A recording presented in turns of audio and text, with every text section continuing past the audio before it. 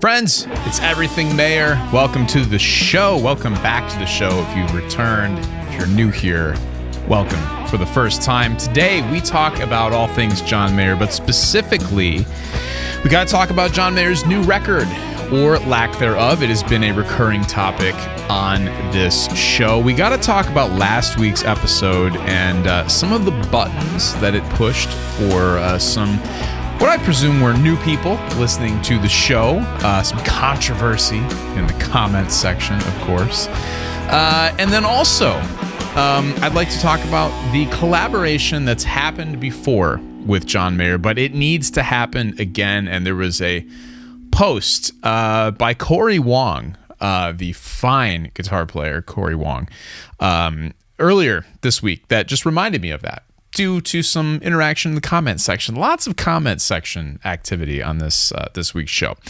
Before we get to that, if you want to support this show, I sincerely appreciate it. Just watch the whole thing all the way through, like and comment, subscribe. If you want to go a step further, join as a member. And we also have merch now. So check out the merch here.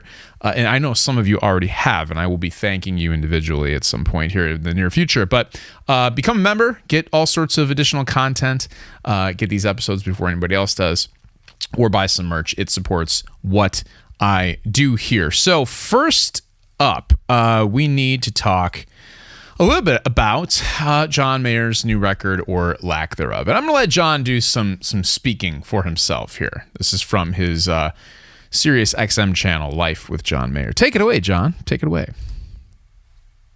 John, what is the status of your new album / new music? Any hints? I don't mean to be coy or evasive about it at all, so let me explain. I like to make records when I feel myself become a different enough person so that the music I make stands apart from the music I have made. And for whatever reason or reasons, I don't feel that catalytic kind of thing that makes me go, I have these things I've got to say. And I've said so many things well so far in the past that I would like to stay above that benchmark. But I'm still writing and I'm still putting music together. I just don't feel like I'm in any hurry because I have so many things that make me feel as excited as record making does. You might call them side quests.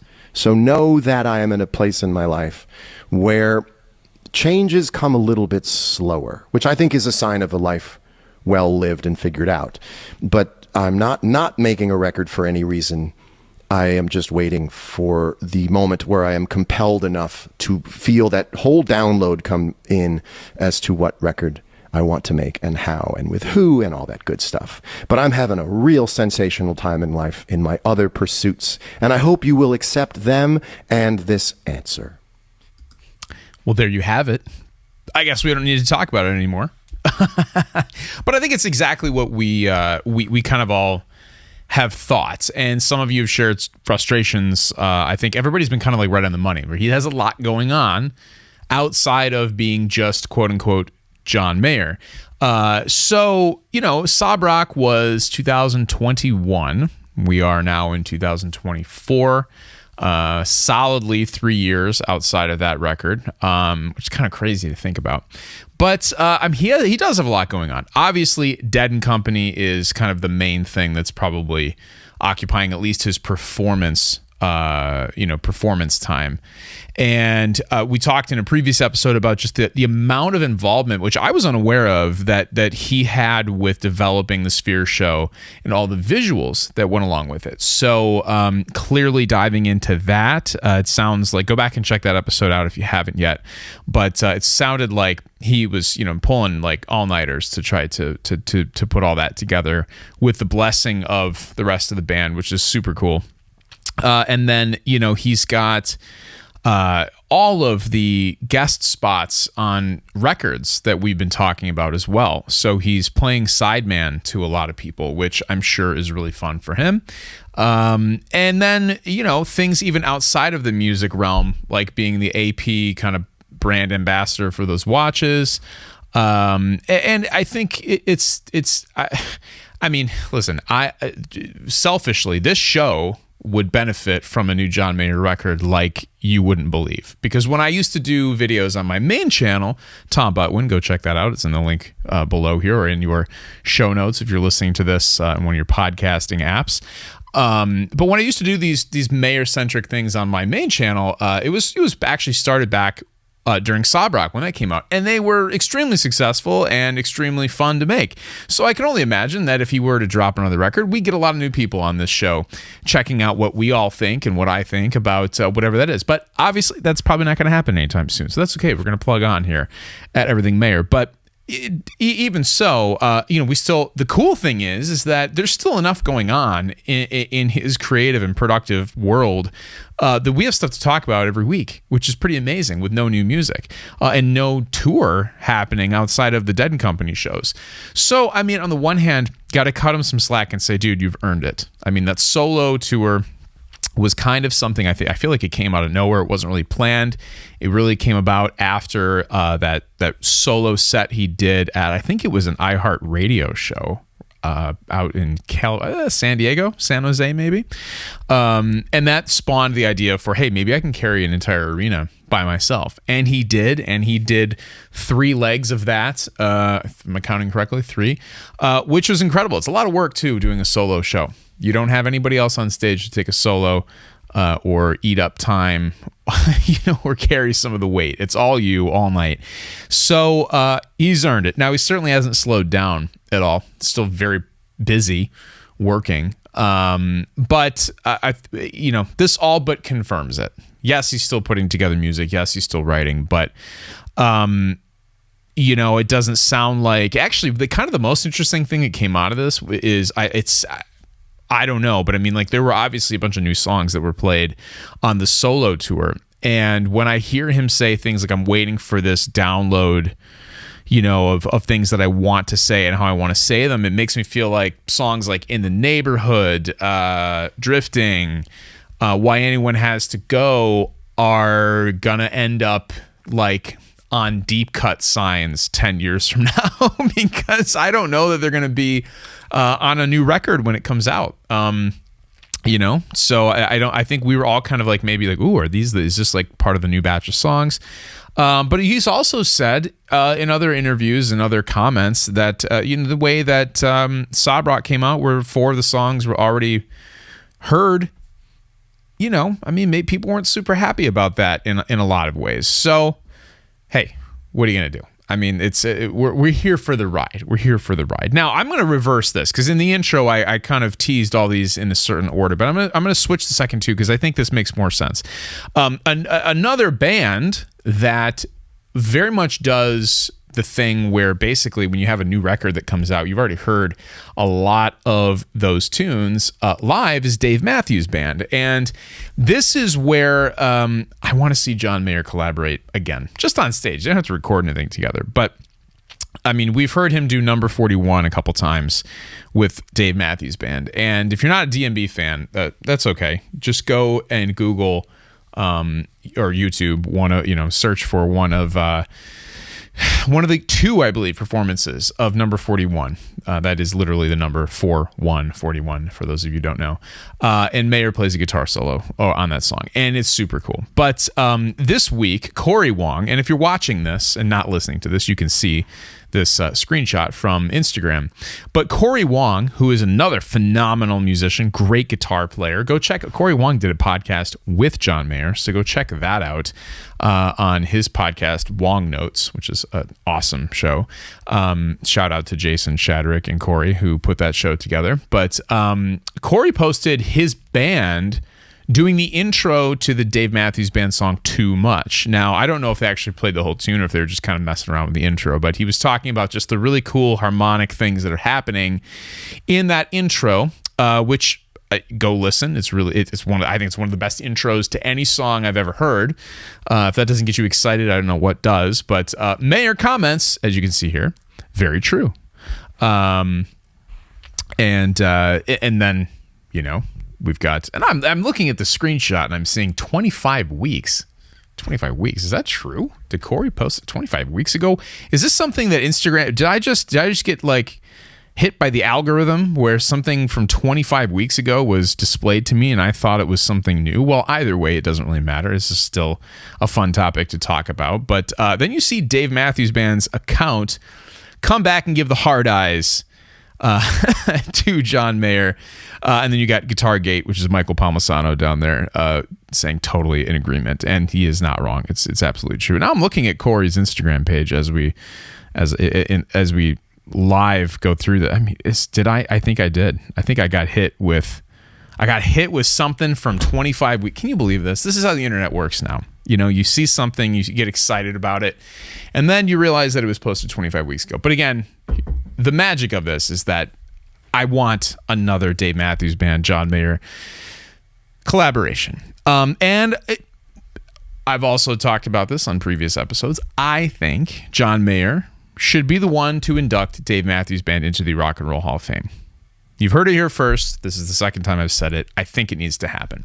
That being said, let's get to what I teased as our second topic, but will actually be our third topic. And that is last week's episode where we talked about Trey from Phish and his comments on Mark Maron's podcast about John Mayer's role in Dead & Company. Now, take it for what you will. A lot of different takes on this were in the comments section. If you have not seen that episode yet, go back, check it out, and tell me what you think. But I mean, definitely a variety of opinions, and I'll get into a little bit more of the behind the scenes administrative part of that in the after dinner mint, which is for the real ones. So stick around for that here at the end of the show. But for this portion, what I will say is that a lot of the discussion centered around, and you could tell, like, you know, you got Phish fans who came in. You know, Phish fans have entered the chat, and some were supportive of Mayer, and some kind of defending Trey. Like, because again, I don't know Trey's public persona very well. I took what he said as, I mean, he could have said it a lot of different ways, and he chose to say it in a way that I think means that he's not like super impressed by the direction that Mayer has taken that seat. Now, a lot of you in the comment section of that video were like, John Mayer's not Jerry Garcia. Obviously, he's not. You know, I mean, like, neither is Trey. Neither is any. You know, there's only one of someone as iconic as Jerry Garcia. But here's the thing. I don't think, and I said this in last week's episode, I don't think John Mayer has ever intended on imitating Jerry Garcia. The cool thing, from what I can tell, about the Dead music is that, you know, they never do things the same ever. You know, people have made an entire life of going through all of, like, you know, hey, oh my God, that Althea from this show versus, and you do the same thing with Dave Matthews Band, you know, you do the same thing with Mayer, honestly. You know, sometimes Slow Dancing in a Burning Room is just off the charts. Other times it's like, that was great, but not the best one I've heard. People do it with Dead music all the time. So, you know, John's not coming in and playing anything, like, in particular, I'm talking about guitar soloing right now. You know, he's never like playing it. It's not like somebody covering Crazy Train and you know, you kind of have to play the Randy Rhoads Crazy Train solo exactly how it is. You know, I mean, and if you don't, nobody's really looking for your interpretation on that. But Mayer's interpretation of all these songs is very different than, particularly the early stuff with Dead & Company is much more John Mayer. And as he became more comfortable and more just kind of immersed in that language on the guitar, you now hear something that's, I guess, arguably more appropriate for the band, and you know, but it's still John Mayer's voice on the guitar. Like, so to me, like, when you have someone like John Mayer sit in that seat, there are a variety of reasons why you have him in Dead & Company. One, he's John Mayer, and I have bought tickets to 2 Dead & Company shows, and I can guarantee you that I would have bought tickets to 0 Dead & Company shows if Mayer wasn't in the band. And that is not a slight to Dead & Company by any means, or Grateful Dead music. But I was there, and I'm still, with like a week left, considering flying to Las Vegas. It's not going to happen, but it still pops into my head every once in a while. I pull up the Delta app and see, how much would it be to fly out there for one of those last shows at the Sphere? And that's all because of John Mayer. And so there's that. There's the star power, ticket sales. I mean, there's just the business aspect of having a name like John Mayer there. But then the third part is that he's an incredible artist and he's a voice on the guitar. As much as, you don't hire like Celine Dion to sing a song because you want her to do exactly the same thing that somebody else did. You hire because you want to hear what she's going to do with it. And that's, what he's doing. And in my estimation, as just a music fan and a guitar player, like he's doing a phenomenal job with that. He did his homework, and he's not coming out. Now, I mean, there are a lot of incredible Grateful Dead adjacent projects out there that play that music. And arguably, there are a lot of guys in those bands who probably do the Jerry Garcia thing a lot better than Mayer does. But that isn't what this band Dead and Company is about. What told me this is that when I saw them list Grateful Dead songs on their set list as Grateful Dead covers, tells you all you need to know about their attitude. Despite having at some points 3, at this point 2 original Grateful Dead members in this group, they're not treating this as anything other than a band that is continuing this music and playing it for people. Because there's gonna come a time where there's no one from the Grateful Dead playing Grateful Dead music, and it's going to be all interpretations. And even the best imitation of any of the members of the Grateful Dead is only going to be an interpretation and an imitation, because it's not going to be them. And so to me, the argument that he's not Jerry Garcia, yeah, I mean, obviously, I don't think, when Trey says, just because you play with Noel Redding doesn't make you Jimi Hendrix, I think we all know that, but I think he could have said it in a different way. I think he could have said, hey, I love what he's bringing to the table. I love that he's put his own spin on it. And it's super cool that music is living on and getting to a bunch of new people who will then carry it on further, because it doesn't matter who's playing it. If there's nobody to listen to you playing it, then you're not helping it live on. So, I think Trey could have gone about it that way. He chose not to. It was in the moment. Do I think he's a bad guy? No. Do I think he was really shitting on John Mayer? No, not really. I don't. But also, I just think that you didn't have to say it that way. That's it. That's just my opinion. What's your opinion? Check out the previous episode. The comment section of the previous episode is fun too. There are a few of you who I had some good fun with. And if you're listening now, thanks for coming back and going back and forth with me on that. And if you've listened this long, you've made it to the After Dinner Mint. And you know what the After Dinner Mint is all about. It's for the people who are the OGs, the super supporters, the people who will listen to an entire episode of me talking about John Mayer, the people who have joined as members, thank you so much. And those of you who have purchased merch, thank you so much. So that's it. Welcome to the portion of the show where I don't care anymore about keeping your attention or the YouTube algorithm, because that's where most of you are probably seeing or hearing this. But don't forget, you can listen to it anywhere podcasts are available. But that being said, last week was a weird week because there were a lot of new people, and I'm guessing a lot of them aren't listening at this point. But if you are, thank you again. Welcome to the portion of the show where hopefully I make you feel like you are in kind of a community and a fun thing here. But it always is interesting to me because I knew this was going to happen. As soon as you put somebody else in the subject of and make them kind of a controversial subject, like Trey, Trey Anastasio insults John Mayer, you're going to, just based on how this whole thing works, get a lot of Phish fans. So that's what we had. And it's an interesting cross-section because you're already dealing with an interesting cross-section with John Mayer and Grateful Dead fans, which I think have become generally a big happy family. I know there's still the Mayer detractors out there, but I think on the whole, most of the people in the Dead community now, 8-9 years into this thing, have come to not just accept, but embrace what he brings to the table. And it's just funny to me because now we have all the Phish people who kind of came out of the woodwork to tell, and And again, I don't know about Trey, and I mean, Trey's doing great. Phish is killing it still. So I highly doubt, as a few people, and even I maybe insinuated, but not seriously, that, Trey wanted that gig. No, I'm sure he didn't want that gig. I mean, like, how is he going to go do the Phish thing? Well, I don't know. That leads us back to the original topic, which is, when are we going to get a new John Mayer record? Thanks to Dead & Company. Not for a while, but so maybe Phish fans, maybe he could have done both, and Phish fans would have just had to deal with the time in between tours or records that would have been built in for that. I don't know.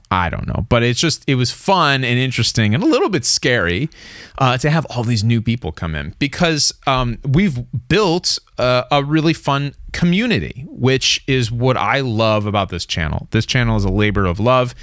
It is not a moneymaker, so anything you do as far as memberships or merch or just watching the whole thing and sharing it is a huge help to make it possible to keep doing this. But this is a community, and this is what I had hoped for all along on YouTube, because if I'm being honest, my main channel is not as much as I want it to be a community. It's not yet. There are some loyal people there, but it's much more. So I heard it described once. I watched this thing, Jack Conte, who created Patreon, but was also in a band called Pomplamoose, kind of like one of the first like pioneers of cover songs on YouTube. But he was like, you can either be the fast food restaurant where people are just like, I know what they have and I'm searching for something and I need to get it, and I may or may not commit to that place, but I'm just in, I got it, and a lot of people come through. Or you can be the tiny French restaurant that only has 8 tables, and it's like the same 16 people that go there every week that keep that place in business. Now, I feel like there are positives and negatives to both of those things. My main channel is absolutely the fast food restaurant, because I have tons of stuff about very searchable people, very searchable pieces of gear, very searchable topics as far as being guitar players, searchable cover songs. So there are people who are going to pop in, get what they need, enjoy it. Maybe they'll subscribe. But the way this thing works, as we found out with the Cory Wong post earlier, is that you don't always get what you want when you subscribe to something. You get fed what the algorithm feeds you, and here on this channel, despite the algorithm doing its thing and sending it to who thinks it needs to go to, so many of you come back every week, and that is so incredible to me. I cannot thank you enough, because I know all of the odds are against something like this, particularly because you have so much other stuff to watch and listen. And then also, you subscribe to the channel, you probably dig the show, and then maybe you don't get shown the episode and you got to seek it out. And I know that a lot of you are doing that. And I really appreciate it. That's all I want to say there is this has become a little community. And I really appreciate it, particularly those of you who have bought merch, and even more so those of you who have joined as members. It is awesome, and I just love it, and I look forward to it. I do a lot of work on YouTube on my own channel and also on premierguitar.com. And the premierguitar.com thing is a totally different, thing where it's they have their own community, and I'm stepping into it and trying to win people over there who are very used to other personalities, and it's going well, I think. But it's just it's a different vibe. Obviously, I don't have I'm not in the comment section there communicating with people for better or worse. So it's really cool to have this, which is a tight-knit community and about a topic and a musician and an artist that we all love, and a music, a catalog of music that we all love as well. So thank you to all of you, and that's how I'm going to end it today. Just a big old thank you. So more to come. We actually last week filmed, or I filmed another episode with another guest. Those of you who are members, you will find out who that guest is first, of course, and you'll see that episode probably in the next 2 to 3 weeks. So a lot of fun there. Really cool topic to talk about. And we'll just we'll go from there. We'll see what happens. And until then, I've got some ideas for sort of evergreen things to talk about in the Mayer community, because, as John told us, we're not getting a record all that soon. So in that case, go back, listen to your favorite John Mayer record. I think I'm going to go back and listen to The Search for Everything because, as you know, I love that record, and I think it's up there with Continuum. So that's what I'm going to go do. I'm going to go listen to The Search for Everything. And you do the same. Pick your record. Maybe you go all the way back to the Inside Out. The Inside Wants Out EP. Ooh, do it. If you haven't listened to that ever, go listen to that. And until then, I'll see you in the next one.